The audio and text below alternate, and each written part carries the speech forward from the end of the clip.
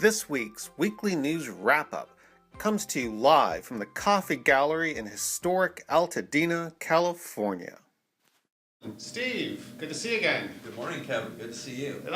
So I'm Kevin Lynn. I'm Steve Lamb. And we are the Center for Progressive Urban Politics. And here at our weekly news wrap-up, because this is the weekly news wrap-up for the week ending May 2nd, we like to talk about issues that are international, National, state, and local. And I'll quick run off, the few topics that we're going to discuss in this weekly news wrap-up, and then we'll get into it. I'm thinking, Steve, one of the big headline grabbers this week was Bernie Sanders announcing he's going to run for president. I'm overjoyed. We have Baltimore. Lots of things going on in the city of Baltimore. And we had May Day. May 1st was yesterday, and Labor Day around the world, and there was a big rally here in Los Angeles, and I'm going to conflate that story with several others that have I've seen things go on this week that I wanted to talk about, and there's a thread that runs through them all. Would that be illegality, Kevin? Yes, illegality, privilege, the privilege people enjoy to break the law, and other than the politicians. Other than the politicians and the 1% and bankers. Yeah, bankers. Bankers get a pass on everything. Must be nice. Okay, so story one, Bernie Sanders. Steve, what do you think? Oh, I'm overjoyed. I mean, they've been saying that Hillary Clinton is the shoo-in for the Democratic nomination, but here we have an actual, real liberal Democrat who actually has fought his entire life for the people instead of the corporatocracy who's going to run. And finally, we're going to have an alternative. Now, I don't expect he's going to get a lot of campaign donations from Coca-Cola. You don't think? You don't think the Koch brothers are going to run? The Koch brothers, neither Koch, neither the Koch brothers nor Coca-Cola are going to give him a lot of money. But, if you're a voting person and if you've had your wages hosed in the last 35 years, which all of us probably have. All of us have. Unless, of course, you're the upper 0.001%, right. Plutocracy that runs things. Then you've enjoyed hundreds of percent, or hundreds of thousands of returns on your return on your investment or your livelihood. So Bernie, when I first saw that he was going to run, the only thing that disappoints me about his run is he's not running as an independent. It looks like he's going to run inside the Democratic Party. And that could be a mistake. The Democratic Party is quite a machine, and part of that machine is you will bow down and accept the orthodoxy. Sure. And Steve, when we were organizing between 2004 and 2006, the Democratic Party was on its knees. They were listening to the progressives. I mean, it's the progressives. Howard Dean, when he was denied the presidency by the Democratic Party, as far as I'm concerned, right. When he became head of the DNC, his efforts and the efforts of progressives around the country, I believe, are what allowed the Democrats to take back the House in 2006. And there's no question that the messaging from Howard Dean is what got the Democratic Party back into power. It's what they've used to stay in power. And oddly enough, while they've used that messaging, they've taken all of the neocon Bush Reagan objectives, amped them up on steroids, and just steamrolled over the American people. Absolutely. And so that's just it. My thought is this. The best strategy for us to have taken in 2004 was to do nothing and pull away from that system. Why put our energy into it? Why give it our money, our time, our effort? All we did was reinvigorate the beast. And that's pretty much what's happened. Yeah. So I'm glad to see Bernie Sanders running. I was on the website. Apparently, the website isn't going to get unleashed until May 26, I believe. It's quite a long time after your announcement. Right. But the president had some problems with his ACA website. Well, got him some slack there. But I like the thought that he's running. It would be great to see him in a debate with Hillary Clinton. Oh, it'd be beautiful. And remember about Hillary Clinton, my saying, her husband doesn't want her, why should I? Cheers! Okay, any other thoughts on Bernie Sanders before we move on, Steve? No, I just hope he runs and I hope he wins. It'd be nice. It's nice to have some hope in America. There you go. Okay, another big story was Baltimore. I know you have been involved locally on police at the city, at the municipal and county level, and this is, and also in terms of the impact on the black community. You know, have a lot of information, a lot of experience, a lot of background on. What are your thoughts on what happened in Baltimore? Well, you know, for a long time, I've not been able to convince my Caucasian friends that what happens, happens. Because the police always have a different story, and there's a default to trust the police. Do you think, Steve, is it that police brutality and that kind of malfeasance has increased over the years? No. In fact, the police are much kinder and gentler than they were in the 1970s. Much more so. It's just that everybody in the world is carrying one of these now. Ah, so everybody in the world is a cameraman now. And people are catching it on camera. You don't have to, now you know you've got like, you've got a $150 camera, video camera with you all the time. You know, the guy who shot Rodney King getting beat up, he had a $3,000 camera. That was a specialty item that people used to have. Now everybody's walking around with this.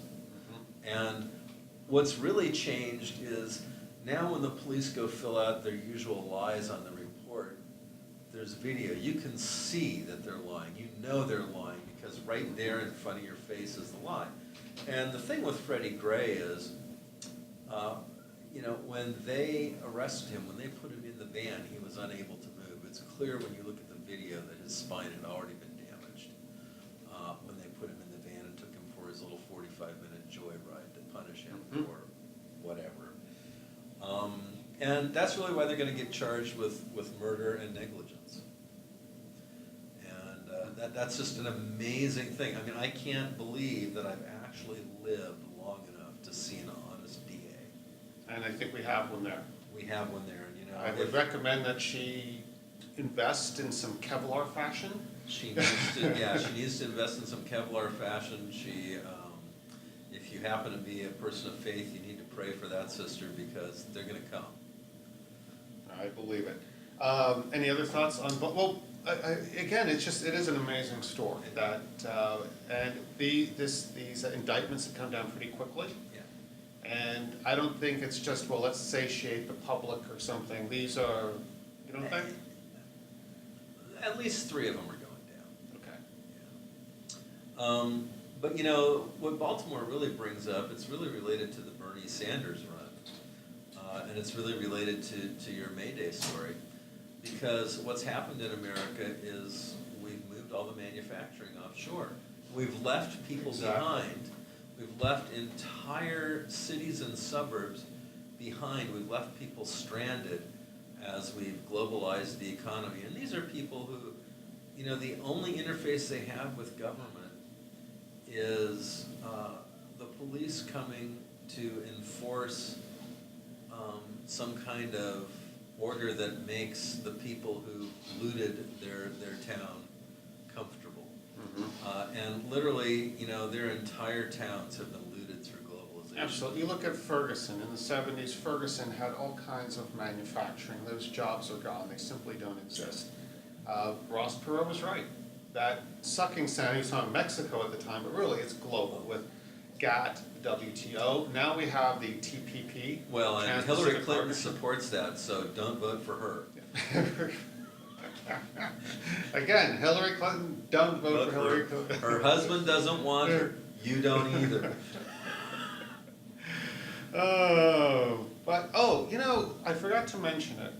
There was an article, it's getting very local, the Millennium Towers in Hollywood. Yeah. I thought that was interesting, Steve, because for those who don't know this, you might be, one of the big landmarks in Los Angeles is the Capitol Records building. It's that round building. With the stylus on top, so it looks like kind of like a stack of records. Very, very 60s, sort of the last piece of what they call programmatic architecture, which looks like the object it's selling.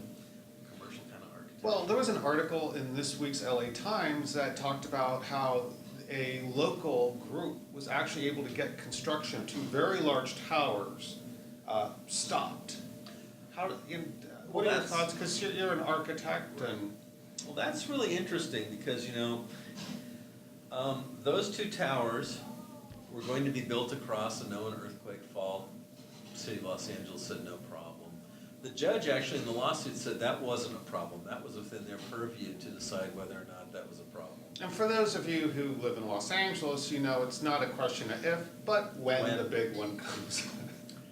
But what happened is Caltrans, which is the California Transportation Authority for Roads, Caltrans sent the city of Los Angeles a letter, and they said, look, you're gonna have so much traffic from this project, and it's going to be hitting at peak hours, and we're concerned it's literally going to back people up from the on-ramps into the freeway, and they're gonna be stopped. You're gonna turn the freeway system into gridlock.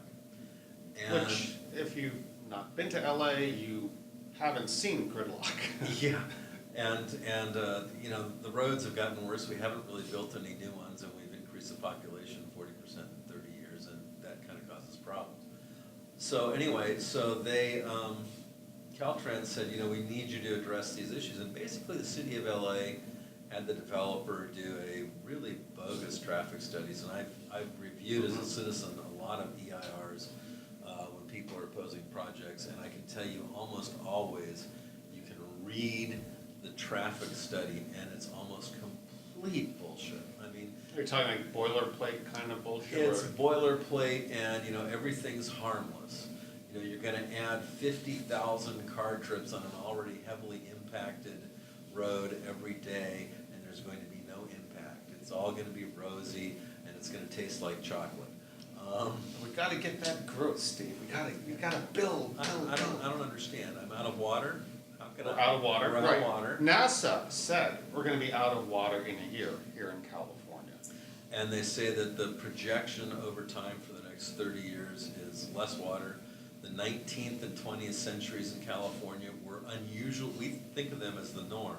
They were unusually wet in geologic historic time. But so anyway, so the judge said, no, you don't get to ignore Caltrans. They're a government agency. You have to respond. You have to respond appropriately. They're not a citizen group that you can just fluff off. And so he, took away the permits, and now they have to go back and refile and do it over again. But that's one of the problems with CEQA, which is the California Environmental Quality Act, is you can lie, you can break all the rules, and the worst thing that'll happen to you is they'll send you back to do it again. I personally think, having fought many of these projects for years where the developers just lied and lied and lied, sometimes colluded with city council people or electeds who've got campaign donations. Exactly. Look who donates to these political campaigns, especially on a local level. It's That's all right. developers. All developers, parking lot owners, and realtors. Basically, I think they should take, after a certain amount of malfeasance, I think they should take your right to develop in the city away forever. But that's not gonna happen anytime soon, so. Right. Although maybe, we were talking earlier this week with all of our water issues, how about the best way to conserve is no new development? Put a Well- moratorium on it until, that'll stop the chemtrail and aerosol spraying really fast, don't you think? So, we'll get into that sometime. I don't really see how they can be saying to existing residents who've already paid taxes, you have to cut your water consumption, and by the way, if you don't, we're gonna fine you hundreds or thousands of dollars a day. But at the same time, they have 10,000 units right now in the pipeline in the Hollywood area, Hollywood and unincorporated Hollywood, right outside. That are on the drawing board or No, that are approved. approved? And are in the process of being built. We have, I think they just approved last week in Pasadena, like 500 new units. And they're looking at people saying there's not enough water. Well, Look at the consumption that's going to drive. yeah. Well, let's move on to our last topic of the day, which is this is a topic that there were a few articles in the papers, and a couple of things happened to me this week that really kind of made me want to draw this, weave all these together to conflate. Do I have your permission to conflate? Absolutely. Okay. It's always interesting when we do that. So yesterday, the headline in the LA Times was, thousands march in May Day rally in downtown, LA traffic jammed. And now thousands of people march in a call for fair wages, rights for immigrants, and the end to police brutality. Now, the thing that I think we're probably the only ones that catch, where something like this registers dissonance, because one of the major things impacting wages is supply and demand. And when you have unbridled immigration, particularly for lower end jobs, what they couldn't outsource, it seemed, over the last 30 years, they've been more than happy to insource. So that huge supply of labor forces down wages and benefits. And then here, people are fighting for fair wages. Well, it seems that, to me, that's incongruent. The fact that they're here is the reason the wages are unfair. You know, if you look at the last 30 years, I've been saying to people recently, all that's happened is the decimal point has moved. Okay. And the decimal point has moved on everything except worker labor. Right, So- wages have been stagnant. No, wages have declined in real terms. Okay. For example, a house in Bungalow Heaven in Pasadena 30 years ago was $65,000. It's $650,000 now. A restored 10 times the sports value. car, a restored TR3 sports car, something I'm into, 30 years ago was $5,000. Now it's $50,000. A guy working in the trades at sort of a mid-level, not really journeyman level, but kind of mid-level, semi-skilled tradesman, which is what I was 30 years ago.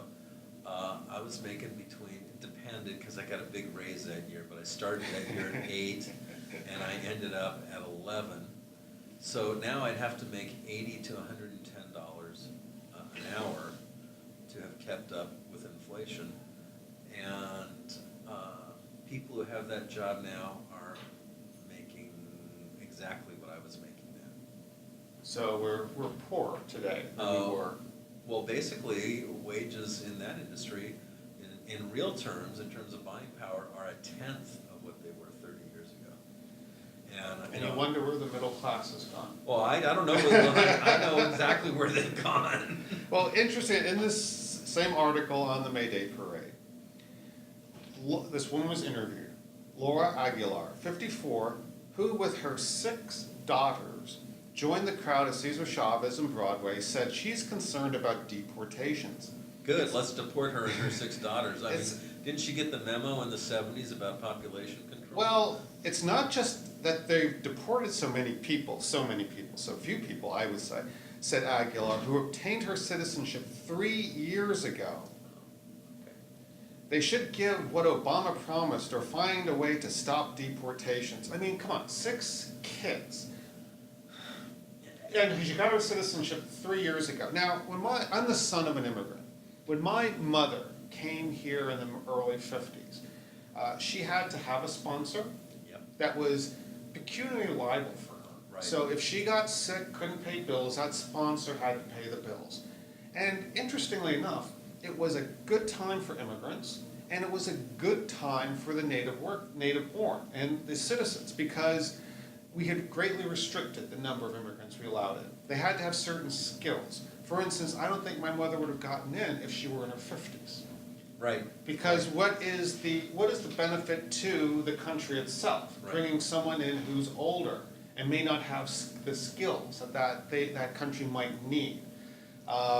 So to me, when I read something like this, I want to scream, because it's like, don't people get it? Or maybe they do get it and they're just so damn corrupt or so indifferent. You know, it's weird. About 15 years ago, I had a friend named Sophia, and she was from Italy, and she had her master's in architecture. And everybody wanted to keep Sophia here because we all liked her. She was a very nice woman. She didn't want to go back to Italy. The problem was that if she was going to immigrate legally, we had to find someone who was going to be responsible for her and swear to that for 7 years. or employ her and guarantee her employment for 7 years. And nobody in the architecture business can guarantee anyone's employment for 7 years because, like That's we just could it. have 30 years ago, because the business is just so jacked from the lack of the middle class. And so basically, she had to go back to Italy, and that year, 500,000 illegal immigrants came from Mexico, and 200,000 came from China. And they walked in the country, and they're all still here. Yeah, because we do actually focus on Mexico, which is where the largest block of legal and illegal immigrants come to, but a lot come from Asia as well. Asia, Canada, Europe, Ireland. There's been an uptick since the Slovakia. downturn of Irish coming here illegally. Oh, listen, I mean, people always say to me, you're anti-Mexican, which is like really funny if you know my family history, but you're anti-Mexican. And I look at them, I go, oh no, the first people who I want arrested are all the bartenders who are British in Santa Monica. That come in on tourist visas. Yeah, because those little pricks are really arrogant about being an illegal alien. Another article that kind of, again, I'm conflating here, but another article in the LA Times this week reads, legal team steps in for street vendor facing hundreds in fines. Street vending's illegal. It's illegal. And most of these street vendors are vending food items. They're vending food items with no health clearance. Right. And I worked with a not-for-profit very, very briefly. I had a bunch of friends who wanted me to go work for these people. They wanted me to go design them a couple things. And, I didn't have to do a whole lot of research because, like, the first thing I did is I go down to LA County and I say, okay, I have people who want to vend tacos out of a cart on the street. And they kind of like looked at me and said, we don't have any requirements for that because that's not legal. Okay? Now, what's interesting here, okay, so this woman, her name is Rosa Calderon. She's 79 years old. She makes about $15 a day doing this. She says, I've been selling here for 9 years, the Salvadoran immigrant said in Spanish one afternoon on a Los Angeles street. $15 a day? $15 a day. How could she possibly even pay rent for a room? I have no idea. But these are unfortunate when you have unbridled immigration. So now we have a team of attorneys that they're so sentimental and they're do-gooders and they're helping her out. Well, she ends up getting fined anyway, despite the protest of her legal team from UCLA. Wait. UCLA sent a legal team They to sure did. Why? Well, I guess they felt it was the right thing to do. See, I don't have any patience for this. Street vending, they've got all these advocates, including the organization that I was going to do some free design work for. And But that's a great privilege to have. I mean, if in our businesses we broke the law, would anyone race to our defense to give us free legal aid? That's a privilege. Professor Frank Morris, who has been involved in immigration issues for a long time, particularly how it's been affecting the black community, in a speech before Congress a few months ago said, look, you're extending a privilege that citizens of this country do not get. Well, white, black, brown, yellow citizens of this country do not get that. And black people in particular, as we've seen in Baltimore, I mean, Freddie Gray wasn't even vending stuff illegally on the street. He was just walking down the street while black, and it cost him his life. But Latinos come from Guatemala, from Mexico, from wherever illegally, and then they vend on the street illegally, and we have university legal teams coming to defend them. It's just profane. Right. Now, what if, let's just say you're a restaurant. You've taken, in LA, you've taken all the effort that goes into getting the permitting done, getting licensed. So you have a setting up $350 shop. to $1 million kitchen, $350,000 to $1 million kitchen. You've got premises that, by the time you decorate them, are worth another $350 to $1 million. So you've got anywhere between $700,000 and $2 million invested in your restaurant at a bare minimum, okay? But yet, because you are poor and you don't have, you find this job that really doesn't have an economic right to exist, but because the privilege extended to you, you get to be a street vendor in a place where it's illegal. I don't think that's fair. I think, because again, it puts you, think of the fellow, the man or the woman that's invested all that money in their brick and mortar restaurant. Even all the people who've invested money in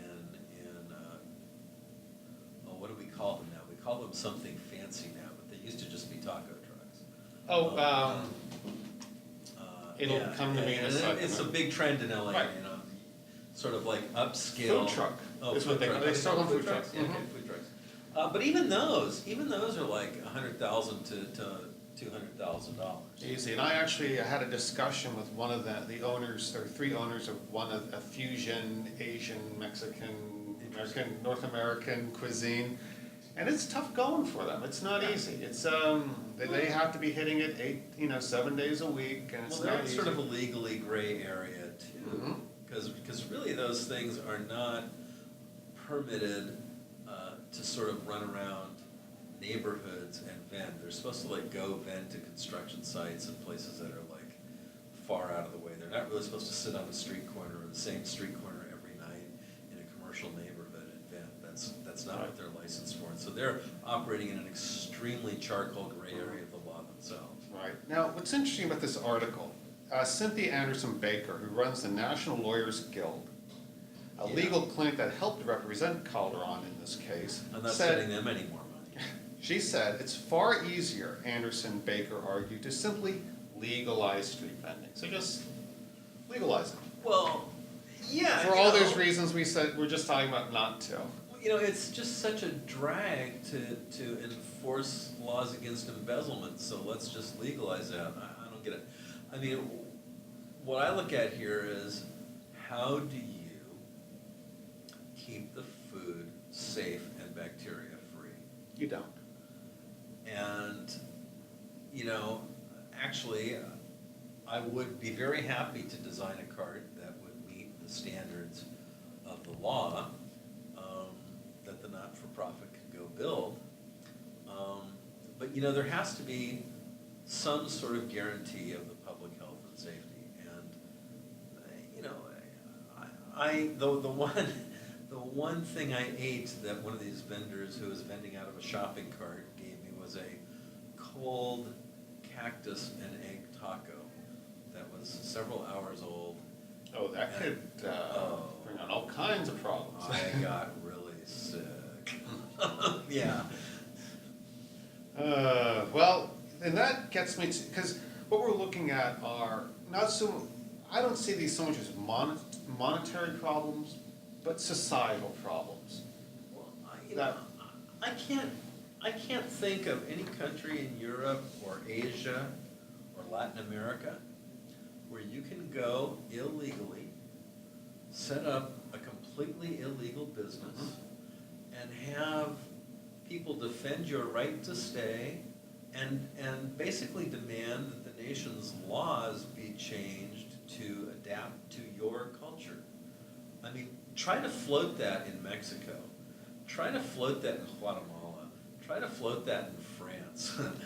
Isn't going to happen. Yeah, Not going. it gets us into, just the other day, actually, I'll show the film for our audience. There was a fellow going through my recyclables the other morning, and I thought to myself, okay, I guess he needs to make a living, but what's the impact of that? Well, one, this is a job that's got to be exceptionally marginal at best if you're going through recyclables as an individual. I think when you look at aggregate, because I see swarms hitting my street at multiple times during the day when trash day is out. And it was funny, I was with the lovely Robbie Rose the other day walking across the street in Echo Park, and we were just talking about this issue. And I look, and here is this old van packed to the gills with recyclables. I mean, literally on the one side, bags are coming out, and I'll show a picture of this to our audience because I snapped one on my iPhone. Bags are coming out. Everybody has one of these. Bags are coming out the side. It's packed, and I'm thinking, my gosh, So he's driving in an unsafe manner, he's got the vehicle loaded in an unsafe Right, and manner. it doesn't look like the kind of vehicle that's gonna pass smog, Right. check anyway. Well, what's interesting about that is, do you know who A.J. Weberman is? No, I don't. A.J. Weberman is a guy who invented this thing called garbology in the 70s. Mm-hmm. And he would go through famous people's trash and see what was there. And a lot of famous people sued him for going through their trash. And through all these lawsuits, A.J. set the precedent of the law, or the courts did, of when the trash belonged to the person who was throwing it away, and when it belonged to someone else, or was free for other people to take it. Mm-hmm.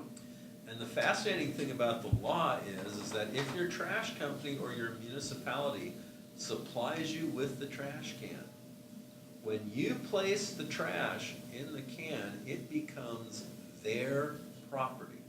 So it becomes the property of the city. So in this case, in Los Angeles, it becomes the property of the city of Los Angeles, and even when you roll it out into the street, according to the law, it's still the property of the city of Los Angeles. So actually, what these people are doing is they're stealing property from the city of Los Angeles.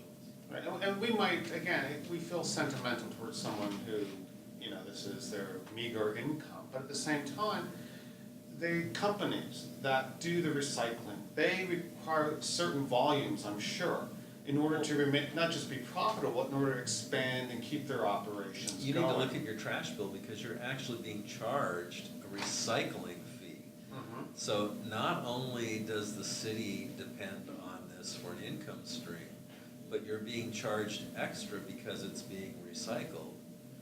And it may be being recycled, but you're basically paying for it 3 times. Yeah. And you can't go that like you could 10 years ago. You can't go down to the corner market and recycle your plastic and glass bottles anymore, because since all the municipalities and trash companies are doing this because of a state edict, Mm-hmm. the markets don't have enough money from their income side of it to bother. Mm-hmm.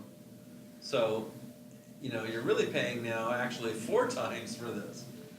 And I know in LA, it's believed that this siphons off anywhere from 5 to 10% of the profit for the recycling companies. So that's millions and millions of dollars. Yes. So it adds up. There's an aggregate there. But then, in addition to the small-time operators, you have that guy that I mentioned in the van.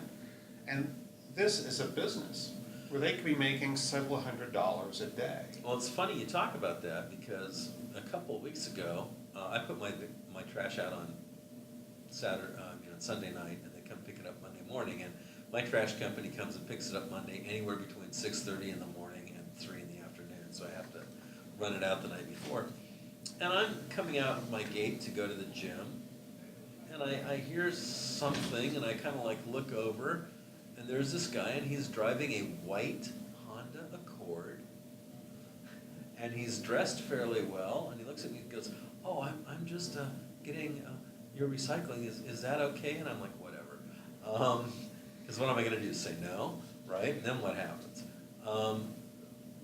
But he had 3 trash bags full of recycling in his Honda. And I mean, it was like a 3-4-year-old car, so I'm going, this guy's making enough money to own a newer, better car than my car off recycling, off stealing my recycling.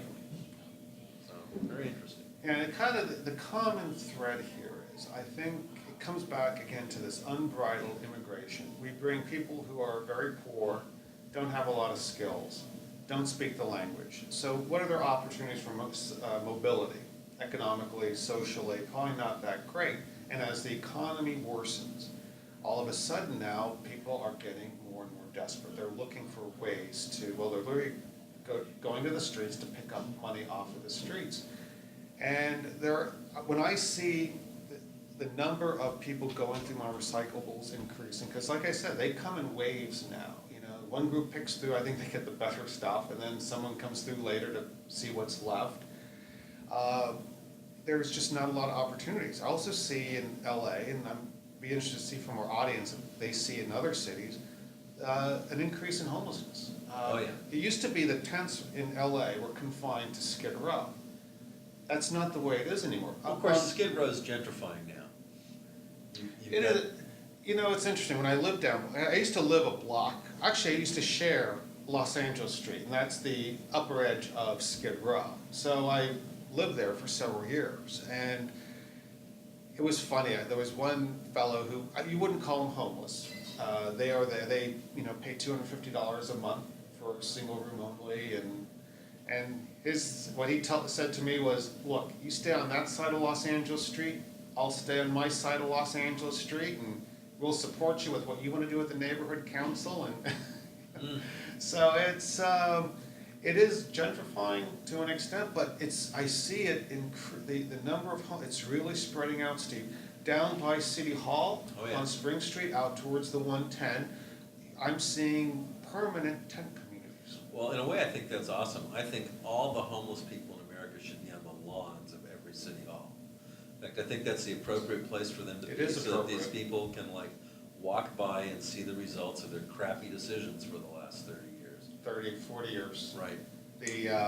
Actually, the son of the owner of the Baltimore Orioles wrote a scathing editorial where he talked about, look, it's not really what happened last night, but what's been going on the last 40 years in terms of offshoring jobs, gutting the middle class. I mean, all these chickens are coming home to roost. And what I guess we're talking about, Steve, is we're starting to see the indicators of that. Yeah, and the indicator, well, we've been seeing the indicators, but the indicators are getting just too large to ignore.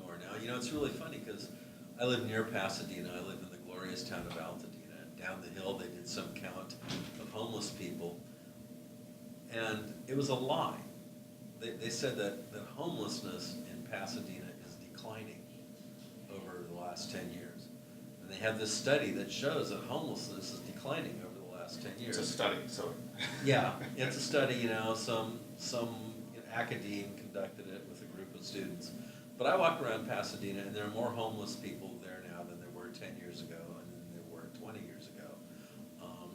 And I just, I don't understand how they can even, with a straight face, present this study. But not only have they presented it, but lots of people have defended it when I just laughed and said, your study's crap. And look at what goes on nationally. When you look at the employment statistics overall, and they are lies because they don't count the people that are underemployed or simply given up looking for work.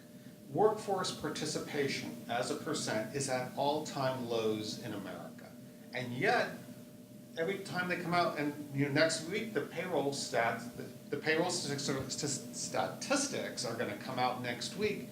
And you can bet they're going to be somewhat rosy. Only this time next month, they'll all be revised downward. Well, it's interesting. During the middle of the first depression, first Great Depression, Franklin Roosevelt said, I see a nation 25% unemployed and underemployed. And our numbers are there right now. Mm-hmm. Yeah, we They're just, I think it's the fact that we do have a lot of social supports that, in a way, like you're saying, it should be obvious to people the economic state of the country, because you could be able to go down to City Hall, if there's no homeless there, things are good. If there are lots of homeless at your local City Hall pitched out there on the grass, things are probably pretty bad, and we need to get our elected officials doing something. But Well, when you go try to buy things, I still make small runs of little products and weird things for my clients and stuff. And more, the stuff in my supply chain to make stuff, not made in America. The steel's not made, I just can't buy it.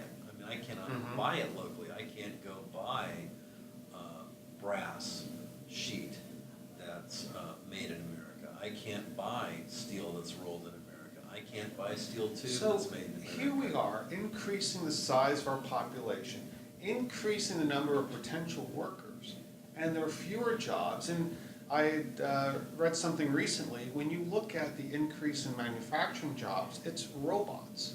So going forward, we're going to have fewer workplace opportunities for people. I don't understand, again, it's all of these issues are coming to a head. Over the past few decades, we've been able to quietly hush them up and push them away, but I got a sense things are coming to a head, and when they do come to this, as the saying goes, things go on until they can't, and at that point when they no longer can, it's not gonna be pretty. No, it's gonna be pretty,